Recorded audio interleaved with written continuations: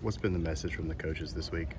Really just focus on the team, big team aspect, and stop worrying about so much external things. We can't really worry about, last few weeks we haven't played to our standard, the Bama standard. So, just worrying about internally what we're doing, not our opponent or anything, just play Bama football. How do you get back to playing to that standard, do you think? Just really take heed and take pride in small things, small details. Don't get bored with the basics. And, coming to practice every day, working your butt off every day, and just doing the small things right. We have TNT signs, take no talent. You make a mistake on a play, you get a flag, anything, just take no talent, run to the sign, touch the sign. We got to get back into that and just, accepting ownership and stuff. We got to own up to it, accept it, flush, and go on to the next play.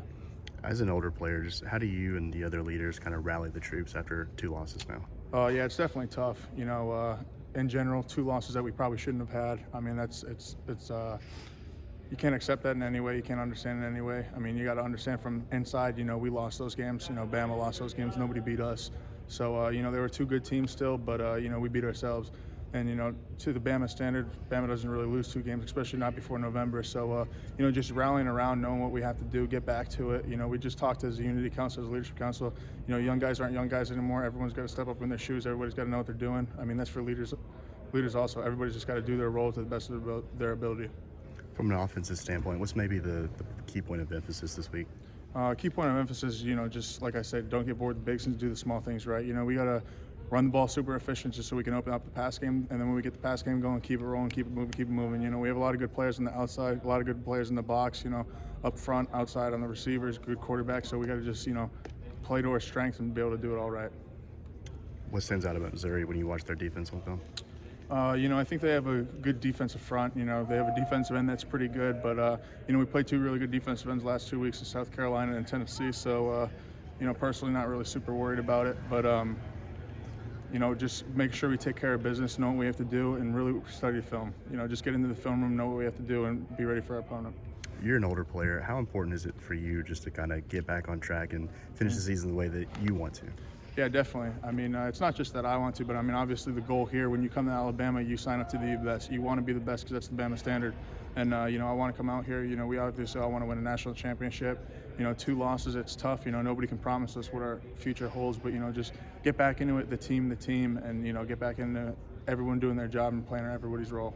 I guess that's what I was meaning more is like the goal is the national championship and the older guys, you don't have chances left. Is that something that you kind of talk about internally, or is that kind of just known? Yeah, I think it's more internally. As known, everybody expects Bama to do the best. Like I said, Bama usually doesn't have 2 losses till November, but that's on us. So there's no finger pointing there, and we got to understand that. We got to understand that there's nothing promised in the future, but we went out, we do what we have to do, just playing one play at a time, one game at a time. All we're worried about is Missouri right now, though. Gotcha. Not Thanks, all man. this late stuff, not doing what you want to do. Just little things like that. I mean, carry over to the football field, because then what if you take one wrong step, one wrong thing, it just all carries over. So you got to act everything all throughout the day, going to class on time, everything the same thing like you would want to do in the football field. Say more. Sorry for being asked this already today, but just on film from Missouri's defense, what's kind of stood out so far, and how are you guys trying to exploit them? Yeah, I focused up on the up front so far. So I know they have a good defensive end, but we've played pretty good defensive ends in the last 2 weeks with South Carolina and Tennessee. So just preparing for that, preparing for all their moves, and then I'm going to move into the secondary probably today. So just understand what they do. They have a pretty close scheme to what we do. Same coaches in the past that worked with Coach Walmack. So just understanding that and understand what they do is similar, and working off of that.